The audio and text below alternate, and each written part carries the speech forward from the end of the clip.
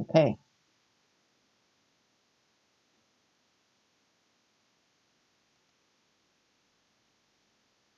Hello, everybody. Welcome. I'm sure you just enjoyed the film very much, and it really was an incredible film. We've got lots of really interesting chat for you tonight. So welcome, OFFA viewers. We've got viewers from Halton Environmental Network. We have people from Grandmother's Voice. We've got Sheridan College here, and of course, we've got lots of people that are concerned about the environment, and hopefully lots of youth that are concerned about the environment, because youth are the future for the environment. So this is such an inspirational film, and I know that you all want to hear from our amazing panelists. So I'm just going to introduce everybody right now. So first of all, we have Slater Jewell-Kemker. So Slater is director, writer, and star of the film. She's been a climate activist since she was 14 years old, and of course, has been following the environmental scene for many years. Welcome, Slater. Thank you so much for having me. Very welcome. And we also have Dan Bekerman, of course. Dan is producer and writer of the film. So Dan is the head of Scythia Films. And Dan has produced many award-winning films under his belt, including a bunch of films that OFFA has screened, such as Percy and the amazing Canadian Screen Award winner, Falling, directed by Viggo Mortensen. Welcome, Dan. Hello. All right, and from Halton Environmental Network, our community partner on this screening, we have Katrine Handley-Derry. Now, Katrine is a marketing manager for HEN. She's also the program coordinator for Generation Green. So that's a program designed by Youth for Youth with the goal of reducing greenhouse gas emissions in the Halton community. Welcome, Katrine. Thank you, Wendy, and thanks everyone for being here tonight. Excited to get into the Q&A. Me too. And last, of course, but not least, we have Jody Harbour here. Now, Jody is on her phone in a car, so she's here. But we hope not to lose her, but I'm sure we will keep her here. She is the founder of Grandmother's Voice. So Grandmother's Voice is a national organization that provides healing, guidance, and education through Indigenous ways of knowing. So Jody works to encourage people and companies to incorporate core Indigenous values into their workspace. So welcome, Jody. Noah, thank you so much. Scano, Jody Nigaso. I'm an urban Indigenous woman, and my great-grandmother was of the Cayuga Nation. And I'd like to just welcome everyone here and just acknowledge the land that I've traveled from. I traveled from Halton to London this evening to watch my son play hockey. And so I've stepped away to be here because I watched actually the documentary to this evening. There was someone else that was supposed to step in and be a part of the conversation, but as my elders have shown me the way that we don't always end up where we think we're going to be. And so I'm here for a reason. Obviously, the documentary I just watched spoke very loud to my spirit, and I just wanted to acknowledge all of you that are with us from the four directions. And the land that I came from, the community in Halton, is the same in the area here where I am in London, Ontario. Our ancestors, the Attawandaron and the Anishinaabe, Haudenosaunee, and in this area, I believe it's the Lenape peoples as well.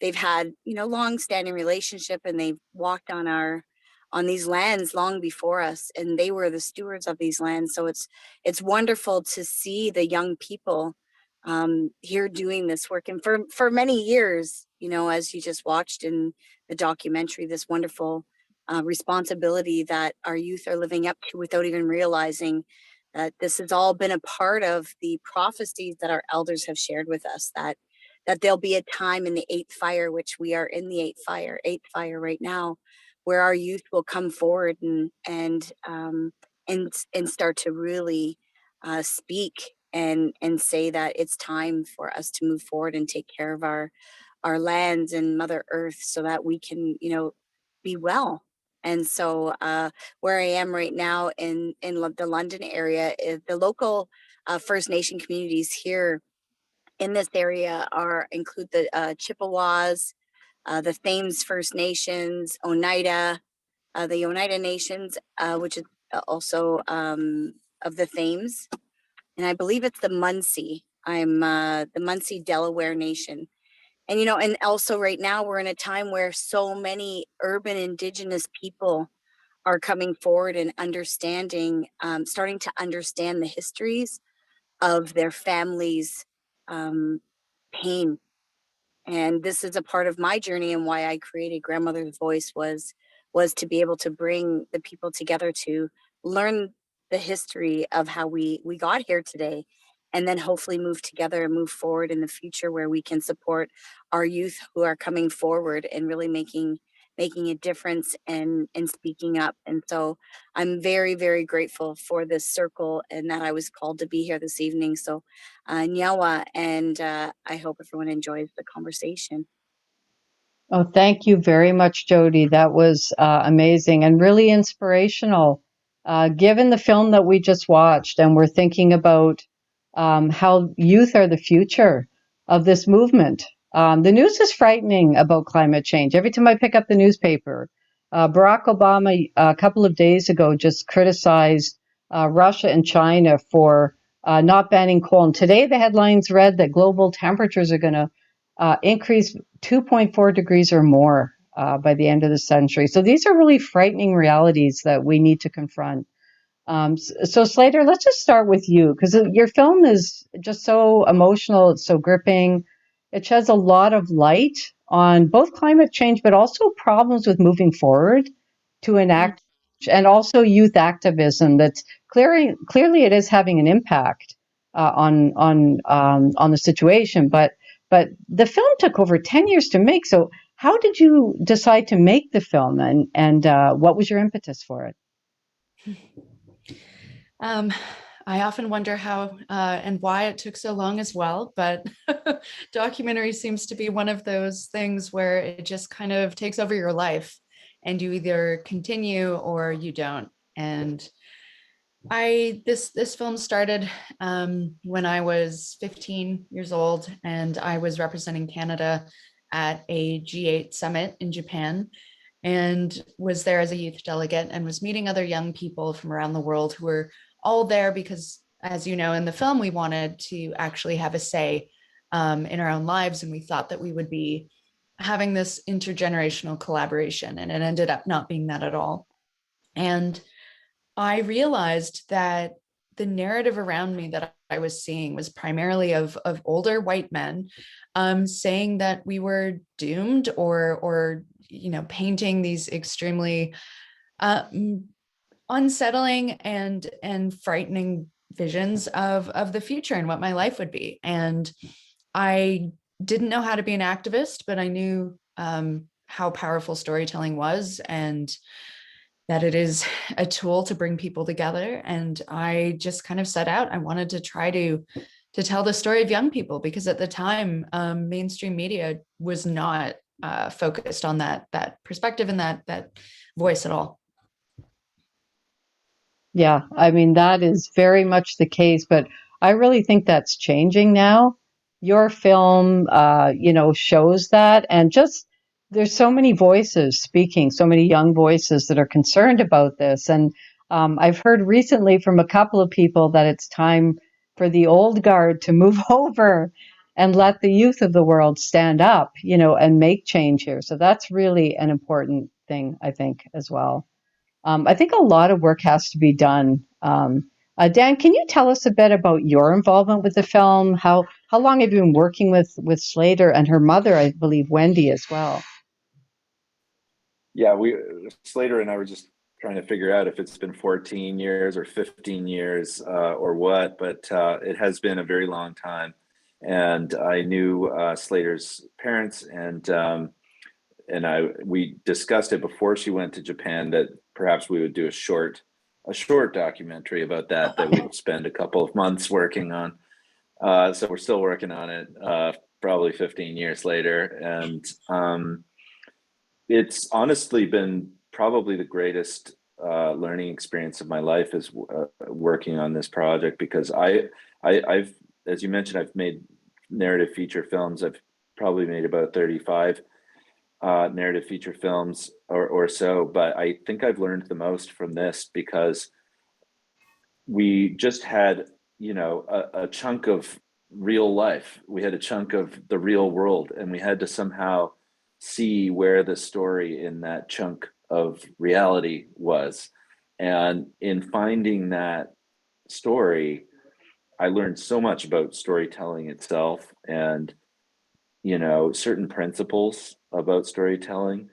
You know, I've you know, one way I can kind of sum it up a bit is, you know, I believe in the maxim that the medium is the message, but I think you could also say that the messenger is the message.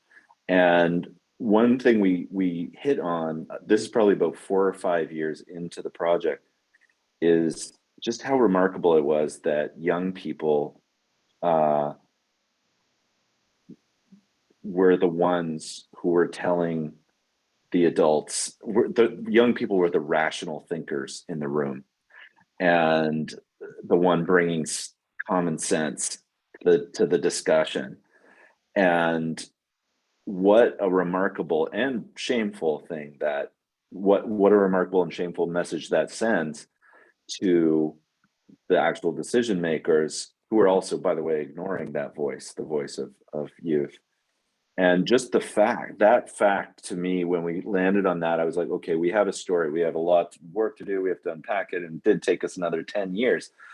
But just having that core message be so powerful and clear, just by the presence of that voice of the voice of the youth, just by its nature, by its presence, we had something powerful. And from there, and that's the foundation that we ended up building, I would say, the story on.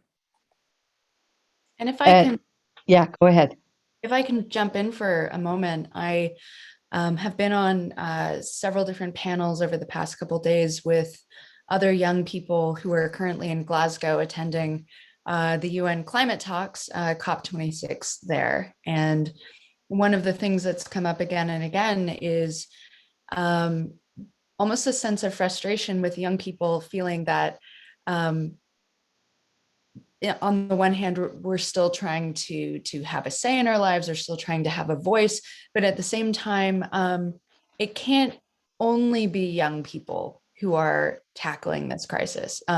So many times there will be either older negotiators or whatnot who come up to us and say, "You're doing such a great job, and it's really going to be up to you guys." And while that is true in a lot of ways, we do need this intergenerational respect and collaboration if we're going to move forward, because none of us really asked for this or for this responsibility. In a lot of ways, we were forced to grow up early and to take this on because no one else would. And I think that's just an interesting thing to remember, is that it's not going to just be one voice or one solution, that it's going to be very diverse. I think that is really important. And I think it's not just holding politicians accountable. So how do we hold people accountable for what is happening? So how do we, the climate deniers, for example, how do you deal with that? What are some words of advice you have for that? Anybody can speak to that. Oh, sorry. If you don't mind, I just will tap in and just add the truth and reconciliation. This is just something from my background as an entrepreneur. I've been an entrepreneur since I was your age. I was watching Slater everything, and I was like, oh my God, this is a long time ago. But I've always had that I want to just say it's like a internal drive. I don't know where the passion comes from. It's just my fire. One of the elders I heard say that in your documentary, and it's the truth and reconciliation right now. If we can look at that as a larger, all the other company or countries that have been colonized have a part, they've already gone through this. So if we can look at that and present it in I think a broader sense to corporations and say, let's connect these. I always come from that, like that entrepreneurial place. So how do we connect the corporations to the nonprofits and have them support? Because we know that, anyway, it's a real business platform space, but that's somebody you also mentioned in there, the gap between the voices, and the government, or these structures, these systems that have existed to really keep everyone oppressed. So this is a really big conversation, but I look at that framework of the TRC, that if we can really implement that, and that's what Grandmother's Voice does too, is how can we support a corporation that actually house the people every day? We have the education systems that teach our kids, but what can we do with the parents that are coming home and going, whoa, my kids know more than me, and how can we, so that to me is where that gap lies. And if we really utilize that ERC, there's a lot of pain in that right now for people in this moment. But if we can, our elders and the people that were directly affected by that colonization are waking up to understand where they've been.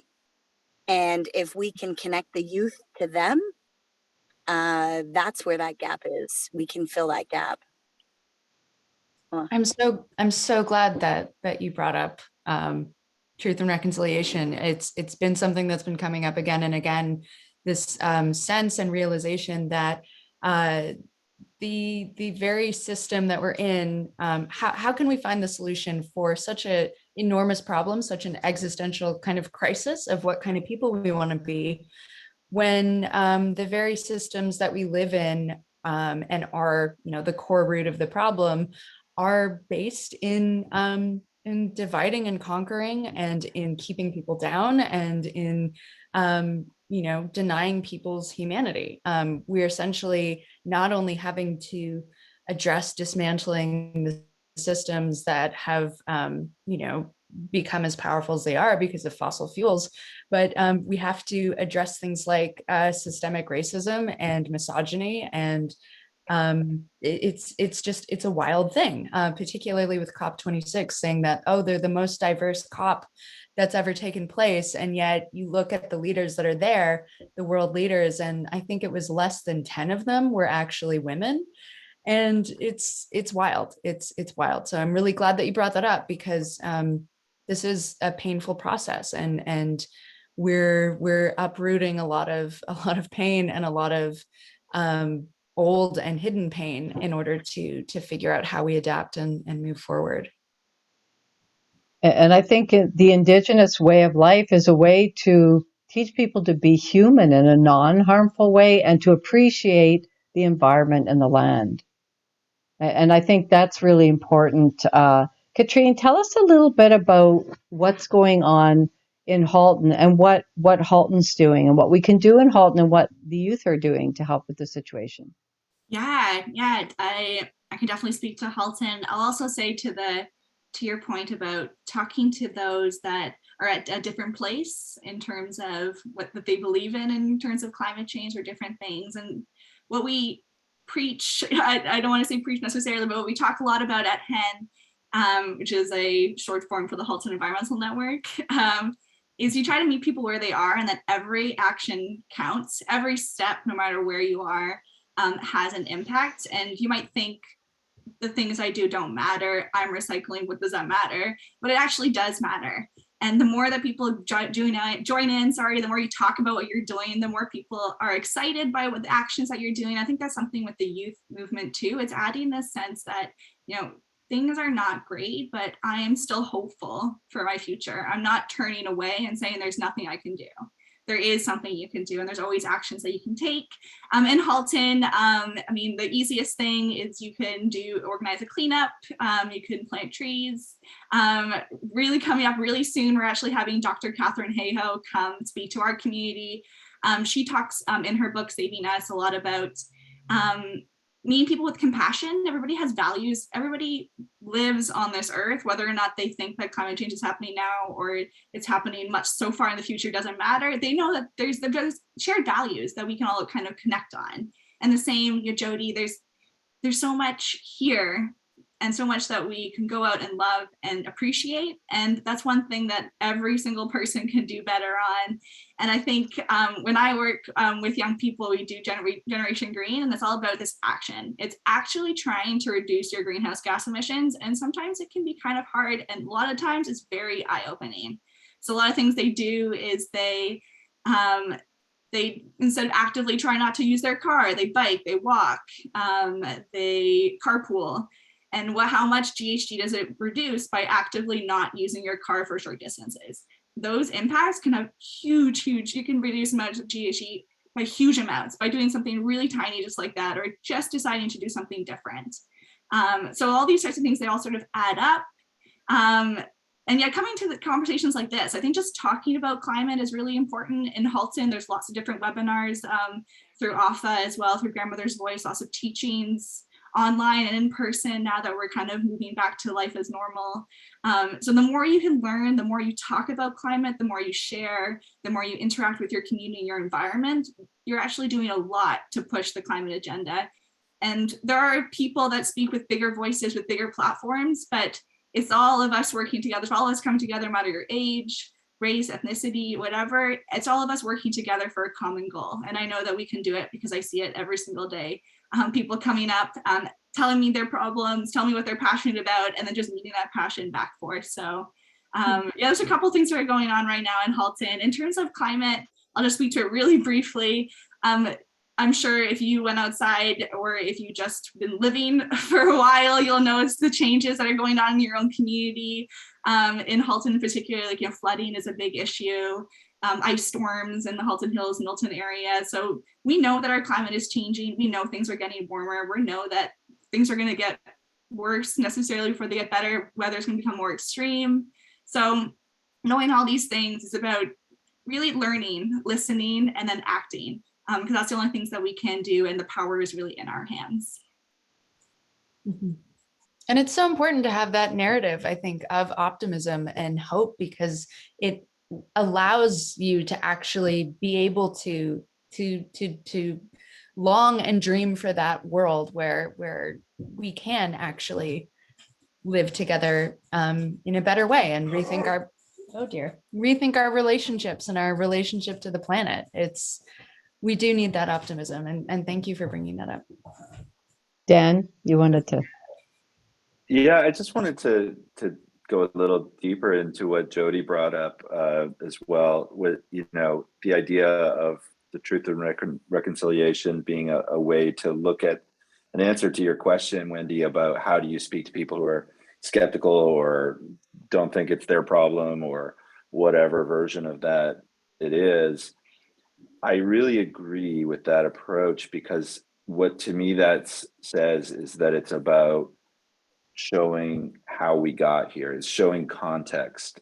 And there's a saying, like, to hammer, everything looks like a nail. And to me, the question here is, how did we become a hammer?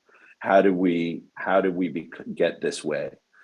How did we get to the point where we view everything as a resource for our own use, and we don't respect the sort of intrinsic value of the earth as its own really living entity? And how do we get to the point where everything is just for our own utility? And looking at that big picture, looking at a larger historical context, including colonialism, and how this mentality has emerged in our culture, I think that's honestly the only way we can start to get a perspective that's bigger than the current divisive perspective. So I really appreciate you bringing that up, Jody. Totally. Absolutely. And the other thing I just wanted to touch on as well is climate change is a symptom of society's ills. And one of those ills, unfortunately, is capitalism. And that's a reality we live with day to day. So when we're talking about why we're in a situation now where we got to this place where we're so disrespectful of our planet and what we have, plastic is a good example of that, of the force of capitalism. So how do we deal with that? Slater, do you have any ideas about that, or Jody, or Katie, or Dan? Again, it's these kinds of conversations. I think in the West, particularly culturally, I feel like so much of how just the feeling of being brought up, like ideas of happiness, ideas of belonging, ideas of what success look like, feel like they're so intrinsically wrapped up in this idea of progress and success at all costs, even if it's other people, even if it's the planet. I think a lot of this is a wake-up call that the way that we even perceive what happiness is influenced by this system, by capitalism, and this sense of convenience. It's a really difficult thing to undo. I think what particularly makes it difficult is the fact that most people are just trying to get through life, and they of course want their family to have a healthy and happy life. I think I don't necessarily have the answer for it. I don't know if any one of us does, because it is so deeply entrenched in so many patterns of the way that we're living. One thing I wish that I had brought up earlier was that I think more so even than climate deniers, because I feel like in a weird way that it's almost a lost cause. I feel like climate delayers are a little bit more of someone to try to talk to or change, because it's this sense of we're going to do that and we're going to save the world in 2030 or in 2070 or in the future. And then it just kind of, it's like they're saying the right things, but it's always pushed and pushed and pushed. I am rambling. I don't know what to say. Please continue. If you mind, Jody, go for it. Right. Oh, no, go ahead. No, Jody, you go first. Oh, you're so cute. Thank you. I'm like you, Slater. I'm just like, I just want to keep talking and talking, because I feel like, the more we talk, and this is why these conversations are so great, because they get to your spirit and your fire. And I just think that it's so important that we're in a time of healing. We're in a time of acknowledging, we're in a time of truth. We're in a time of everyone really taking a look at, and COVID was it, and you had mentioned that in your documentary, that we could reset the button. How do we do that? We have a time, and these are all prophecies that my elders have shared with me over years. So, I can imagine your journey, because like I said, it felt like my journey, saying grandmother's voice, 15 years or 12 years ago as my blog, because that's what showed up for me, is exactly this. We knew that this time would come. And what do? We have to heal. We have to heal, and we have to understand where the pain is, because if we really look at the colonization and what happened in the last, hundreds of years, it's happening in society. So it's like that rippling effect, the pebble in the water and it ripples. What happened to the indigenous people has happened to our neighbors. There's addiction. There's all of this pain. And an elder said to me when we were doing our missing and murdered indigenous women and girls and men and youth and Two-Spirit and everyone, now it includes everyone, because what we chose and what happened to our women hundreds of years ago is happening to Mother Earth. And so we have to look at it in those, those terrible ways, to really understand that we all have to heal, and we have to acknowledge it. So it's a painful thing, but we have to have hope. And I loved that was the message that we heard throughout the whole your whole documentary. And I just was really happy. I'm going to bring this documentary to the school board I work for. I'm going to bring it to my community. I just was really, really pleased that I was chosen to be with you this evening. So Nyawa, for inviting me and including our community in this. Thank you, Jody. That means a lot. We do have a question actually from a 12-year-old named Natalie. So Natalie is asking, should we be scared of climate change? But also, she's interested in knowing where to start in getting her friends involved in making a difference. I think being scared of climate change is not, it's weird. It's a completely rational response to be afraid of climate change because it is scary. And the things that it's asking us to do in order to adapt and to be okay are many and large. So yes, being scared of climate change, but at the same time, it's weird. When I first started, I didn't realize that there would be many dark nights of the soul. I thought that there would be one dark night of the soul and I'd get through this, and then I would have this like reserve of energy and passion moving forward. And I would come up again and again and again with that. But I didn't know or realize that other people were feeling that way as well. And so I just hid it, and I thought that I had to be some sort of like emotional robot in order to be a part of the movement, and realized that it's actually the complete opposite.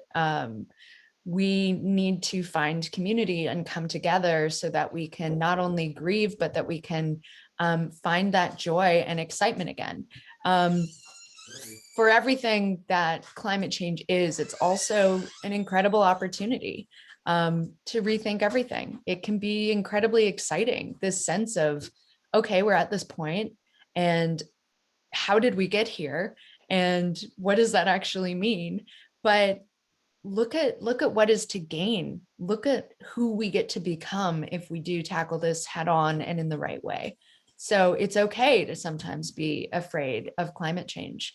But it's also okay to feel optimistic about a future that we can get to.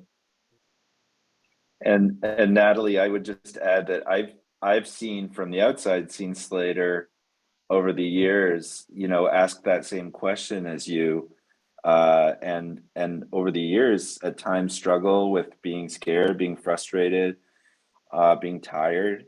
But overall, what I've also seen is Slater, while she was growing up, persevere.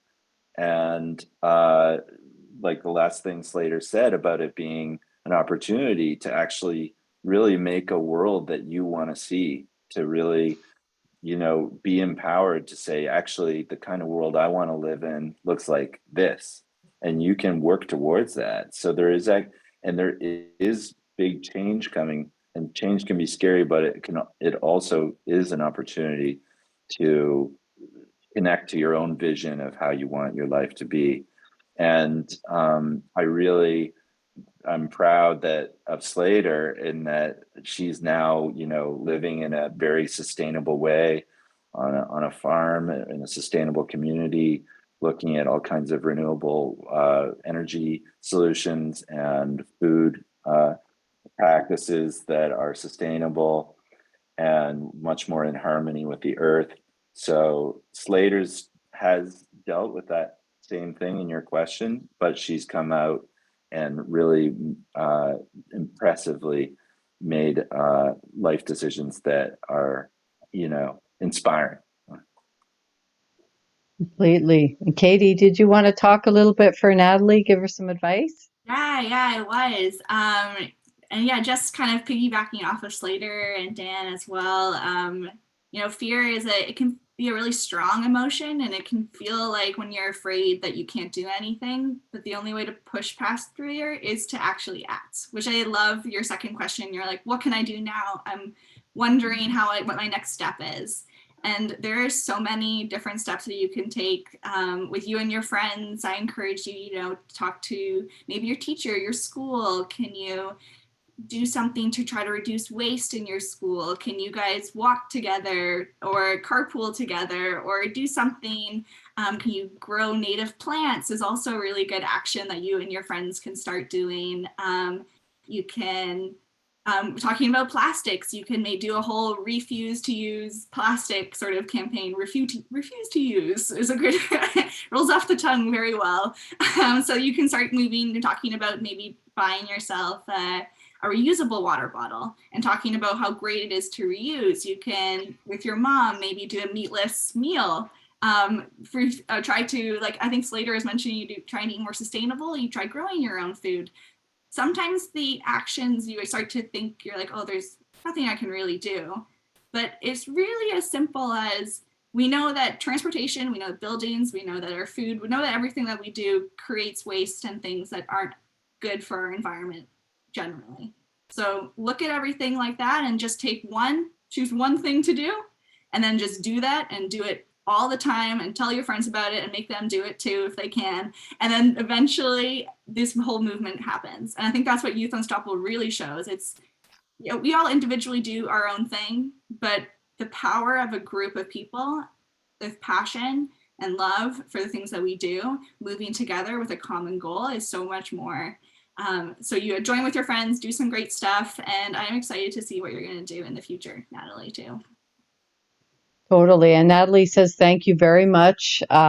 She's very happy to see she's not the only one. Her mother, Angela's here too. And she says, I really appreciated how you shared how scared you felt and self-doubt. So that's all very important. So I think this has really been a great Q&A. Any last words from anybody before we wrap? I think just in closing, to wish everyone a safe travel to your couch or your bed or your family, and Yoa for joining us. Thank you for making this space and sticking with your message, and the perseverance was so beautiful, and everything that you all did to make that happen. And Wonderful. please share news about this movie. If anyone you think might be interested, it is available to watch for free, actually. And I put a We're link in planning the on- chat. There's a Yeah, link for Water yeah. Bear in the chat, so you can grab that. Yeah. Mhm. And if you follow us on social media, if you want to have a screening with your friends or something like that, you know, we're happy to do that as well. And I was totally looking forward, Slater, to see what you have coming up next. Part 2. I just found your film so inspiring. And I think everybody tonight has talked about those small steps. And we've talked in broad strokes about all these big things, but really is small steps, isn't it? It's everybody taking that small step to improve the situation that we need to think about. Thank you so much, everybody, Slater and Dan and Katie and Jody, for joining us tonight. And thank you for Tori for looking after our tech tonight. Thank you to Grandmother's Voice and to Halton Environmental Network and Sheridan College, and also to Water Bear for letting us screen the film tonight. We much appreciate that. And as Dan mentioned, there's a link in the chat for waterbear.com. If you missed the film tonight with OFFA, you can catch it at Water Bear. And please do go and watch it and share the news and let everybody know about the film. Thank you, everybody. Have a wonderful night, and we'll see you next time. Thank you. Nice to meet you Bye-bye. guys. Bye-bye. All right.